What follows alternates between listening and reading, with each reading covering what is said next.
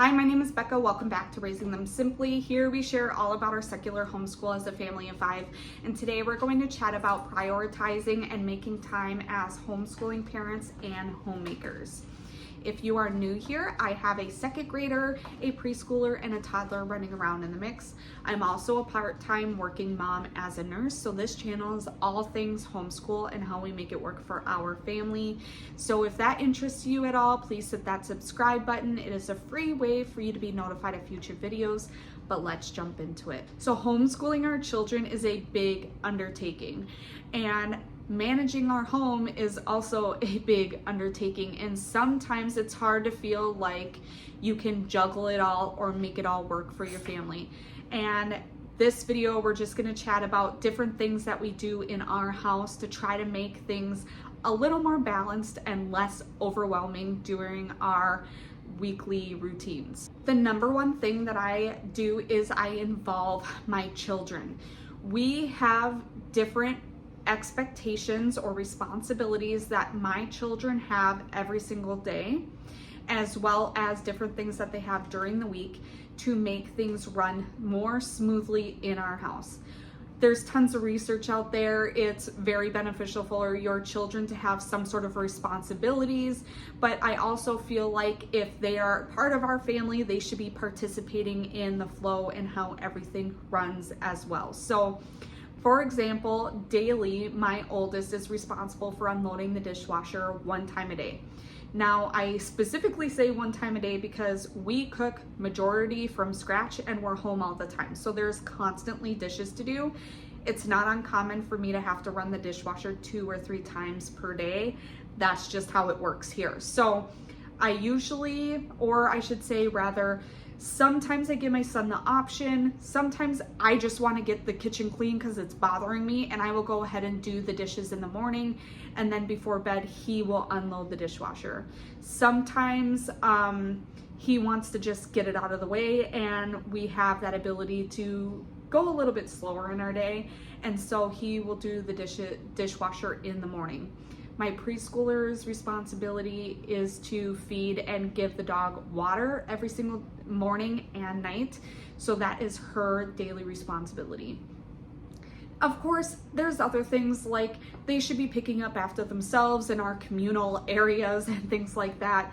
I do help them during the day pick things up, but if they throw Legos on the floor, they need to pick that up, that type of thing. But when it comes to their rooms or the activity room or deep cleaning, that happens 2 different days a week. So every Monday, my kids deep clean their rooms well enough for me to be able to dust and vacuum it. Every Wednesday, they deep clean what we call our activity room, which is just our playroom and TV area downstairs, where they deep clean and vacuum. I noticed this was really helpful because these 2 areas specifically, they are not areas that we do most of our living in. We spend most of our living in our kitchen, dining room, and living room area here upstairs. And they're cleaning and helping stuff during the day. So when we were having them clean their rooms every single night, they felt really frustrated and overwhelmed, feeling like all they did was clean and stuff all day, which I completely understand. And in the reality of things, as long as they're picking up like their clothes off their bedroom floors every day, it's pretty manageable for them to clean their rooms once a week. So they have their weekly responsibilities there. My oldest's also responsibility is to bring the garbage cans up from the curb after the garbage man picks them up, and that's a once a week thing as well. So we have our daily and weekly kind of flow and responsibilities for our kids. When it comes to other things that are more of my responsibility, laundry, for example, I do a minimum of 1 load of laundry every single day. That doesn't mean it gets folded and put it away because I'm also a working parent. So there are some times where I'm working over a weekend. So even if I do a 12-hour shift 3 days in a row, for example, I will just throw all the laundry in baskets and I'll take care of it in a couple days, but at least I'm not getting behind because it's clean. My children put their own laundry away. I help my preschooler kind of sort them into categories. We do a no-fold system when it comes to our kids' clothes. They get wrinkled and messy anyway. Their nice stuff, of course, gets hung up, but I'm not worried about that. We just throw things in drawers, and that's worked really well for our family. But for my oldest, he sorts and puts away all of his laundry by himself. So I guess we could count that as another weekly responsibility that they have for themselves. When it comes to other things like the bathroom or dusting, or cleaning windows or stuff like that, there are some things that just get done whenever I want them to get done. What I mean by this is that you can't do it all the time. I'm not the type of person, and I have realized that I cannot expect perfection with all these different hats that I'm wearing, right? I have young children, for example, that are going to constantly touch the windows, and a dog that puts his nose right up to the windows. When it comes to our big window, I'm not going to clean that once a week. It's not worth my time or energy for me to do that in this stage of my life. When my kids are teenagers or when my kids are old enough to do that themselves, then we will tackle that. But in this day and age, in our current stage, I have to reduce my expectations on certain things that get done.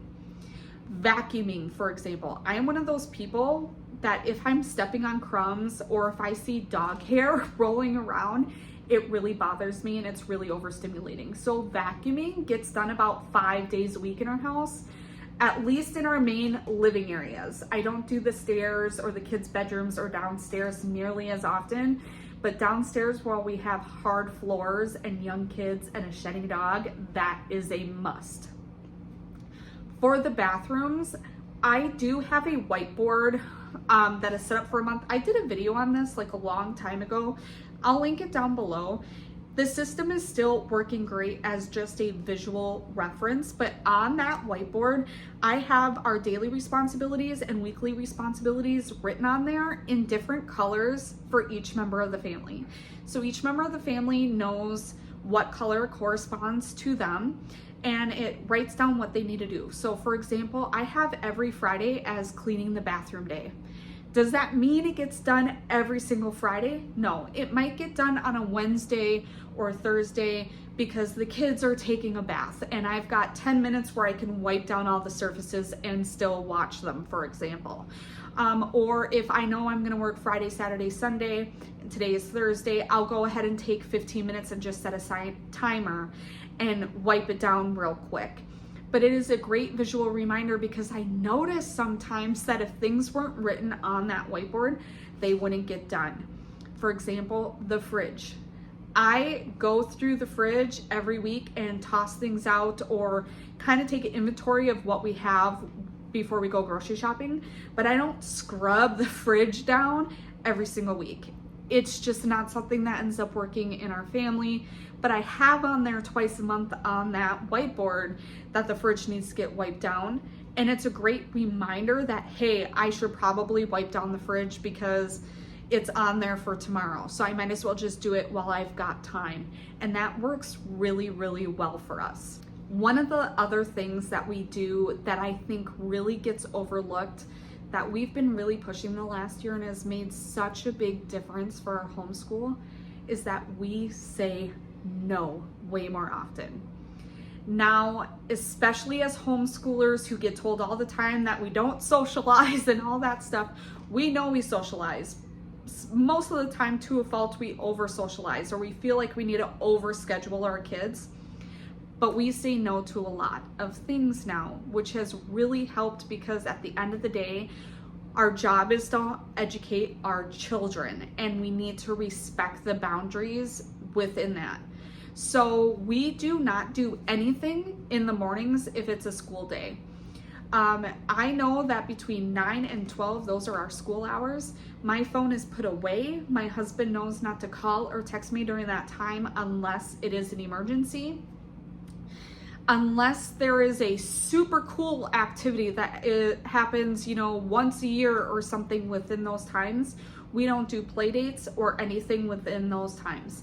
All appointments, all play dates, everything gets scheduled for the afternoon, and that has really helped us kind of have more of that routine and respecting our boundaries within our school hours during our school days. This has also been really great because it allows me some stricter boundaries that within that time, I am not doing chores, I am not doing dishes, I am not playing on my phone, I'm not doing anything during those times except giving 110% to my kids and their school during those hours. It shows them that I'm taking it seriously, that school is important, and they know that I think it's important because I'm giving 100% of my resources and attention to their education during those times. And that I've noticed actually been reciprocated because I am taking it so seriously. My kids are taking it a little more seriously too because they understand the importance of it. So that's what we have in place for our home when it comes to juggling homeschool and the homemaking responsibilities during the week. These systems have really helped improve not just how we run our days and weeks, but the culture when it comes to our family. We're not as stressed out. We understand what we need to do during the day, and it has really, really helped us for our homeschool. If you like this video, please give it a thumbs up. It really helps my channel, lets me know what kind of videos you like to watch here. Leave a comment down below. Let me know the type of things that you do that really help with your homeschool and your homemaking life kind of run smoother for you. Hit that subscribe button. It is a free way for you to be notified of future videos, and I can't wait to catch you guys next time. Bye.